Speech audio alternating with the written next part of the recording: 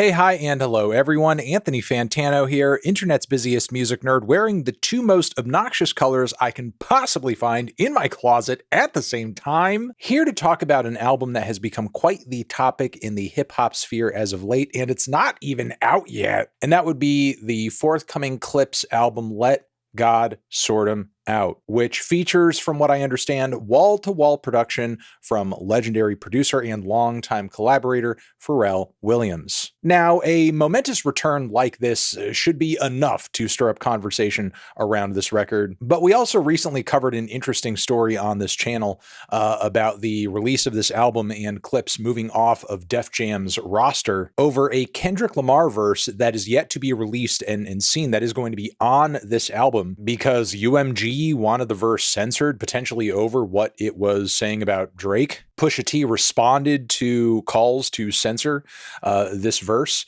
by just standing on Clipse's artistic and creative freedom and said, no, we're not doing it. They bought themselves out of their deal, and now we are going to hear this album unedited, which I'm pretty excited about. But another story is now coming out of this album because Clipse have seen fit to release another single from this project, this one titled So Be It. The first one being Ace Trumpets, which in and of itself I thought was pretty great. This new track, though, features fantastic Pharrell production with all these like reversed bits of percussion, classic Clipse flows that take me back to the Hell Hath No Fury era. And on the back end of the track, in the very final verse of the song, Pusha T actually goes out of his way to throw out some pretty harsh bars for none other than Travis Scott. Within 24 hours, Pusha T has launched a full-on hate campaign against this man. I don't take it as personal as I should. It's Travis.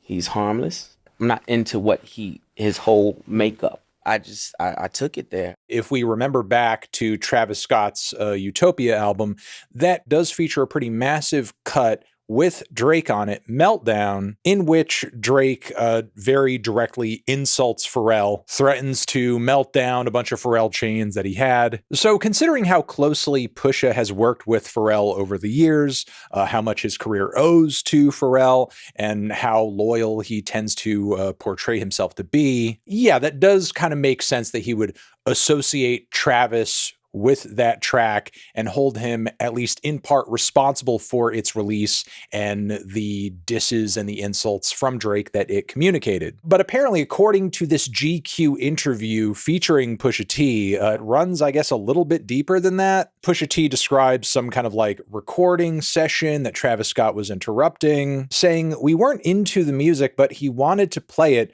wanted to film us listening to it, and then a week later you hear Meltdown, which he didn't play. He played the song, but not Drake's verse. He don't have no picks, no loyalty to nobody. He'll jump around whatever he feels is hot or cling to whatever he feels is hot." So that's where my issue comes in. Like, dog, don't even come over here with that, because at the end of the day, I don't play how y'all play. To me, that really was just like, he's a whore. He's a whore. Now, in response to this quote and this problem that Pusha T has taken up with Travis Scott, there have been a lot of responses saying Drake didn't record his verse on the song until last minute. Pusha T is completely lying and messing up the timeline here. And I think a lot of these points and retorts are kind of missing the point. Regardless of whether or not Drake's verse was recorded before Travis Scott showed Clipse the song or after, the point still stands that Travis Scott, for some reason, must think highly of Pusha T and Malice, as well as Pharrell, or at least like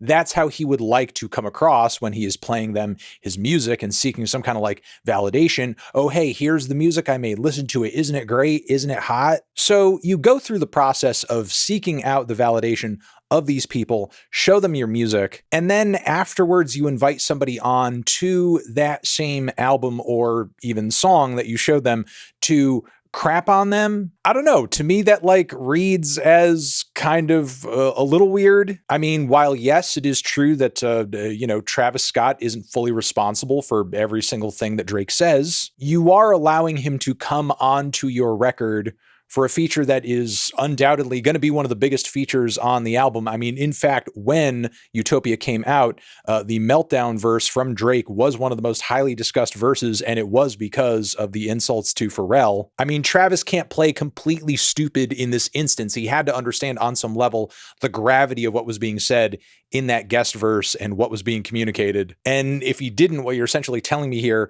is that this man essentially allows anybody who is relevant to come onto his album and do anything they want without actually paying attention to the messaging of it or the quality of it. Which, I mean, if that is in fact the case, that's kind of sorry and that's kind of sad. And frankly, a super piss poor way to approach making any kind of art. So again, there have been a lot of accusations against Pusha T that he's misunderstanding or wrong about the timeline, that he's going at Travis Scott for no reason whatsoever, when in fact it is pretty clear that this is a response to the Meltdown verse. It's not like this is coming out of nowhere. And a third characterization that I'm seeing thrown at Pusha T in the wake of all of this is that the guy can't do an album rollout without dissing somebody or attacking somebody or going at somebody, when like Drake shits on people on his albums all the time. In fact, every single time he has an album rollout, you can guarantee there's going to be a series of articles of here's all the people Drake mentions in a negative way on his album. And again, Travis Scott did have that Meltdown verse on his record, and it was a big point of discussion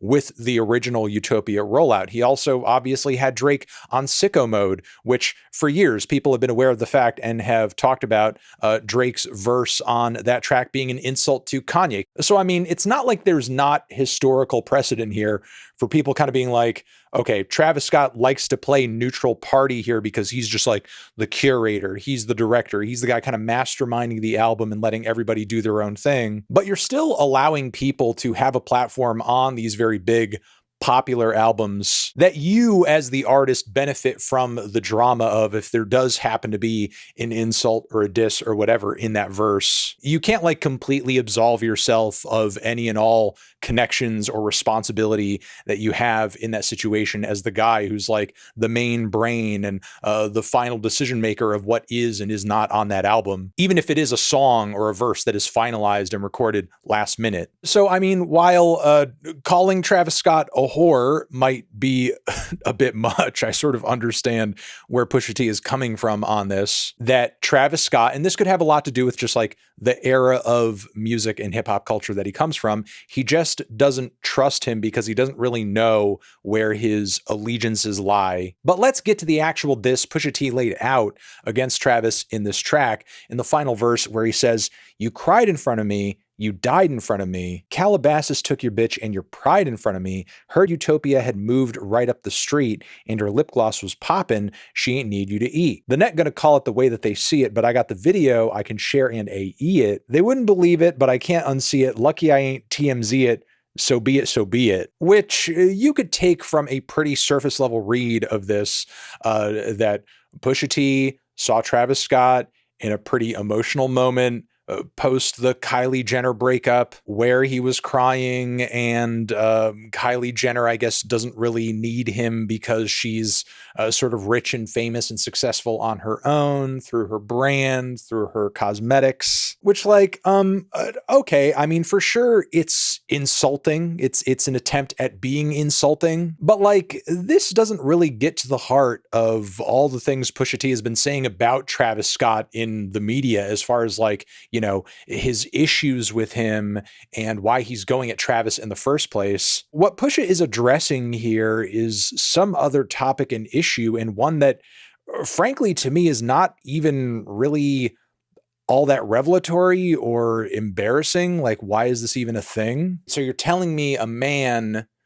who had a child with a woman and they broke up, he was emotional about it after he cried? I don't know. That sounds normal to me. That sounds like a normal reaction somebody might have to a breakup with the mother of their child. I mean, sure, it does portray Travis in a light where he's like, you know, at a low point in his life. But I mean, I don't know if saying this about the guy is all that damning, even if there is like the video evidence that Pusha T is talking about. Like, I mean, we're going to see video evidence of Travis Scott crying.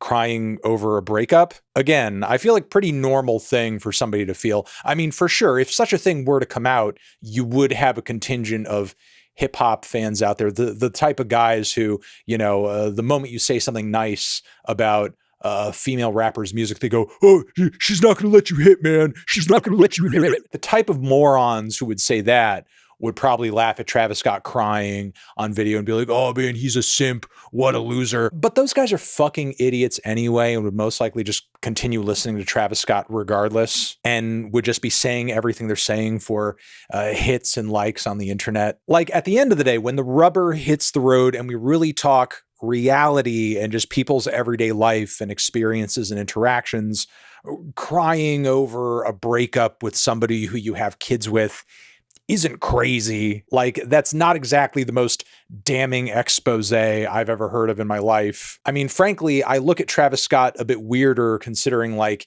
he's seeking the approval of people who he has no issue with platforming disses and insults against on his own albums. To me, that feels weirder. So while yes, it is true, I don't exactly begrudge Pusha T the wish or the desire to maybe hurl a few insults at Travis Scott due to the meltdown verse. I do think the whole like rollout that he's doing here with like these bars and the interviews and mention after mention after mention, just sort of like making this 24-hour music news cycle just purely about Travis Scott, it seems a bit much, especially considering that like in the Pusha T social circle, there are certainly bigger fallouts and bigger fish to fry in 2025, namely Kanye West, who Pusha T also in a recent series of quotes questioned his manhood. I mean, in the wake of all of this, Kanye even has Dave Blunt's defending him. I feel like if you have Dave Blunt's coming to your defense,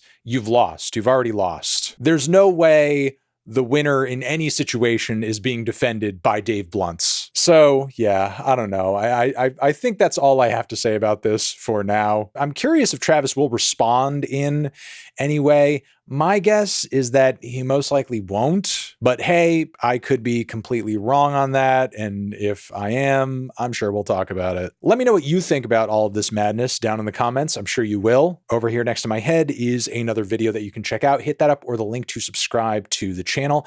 Anthony Fantano, Pusha T, Travis Scott, forever.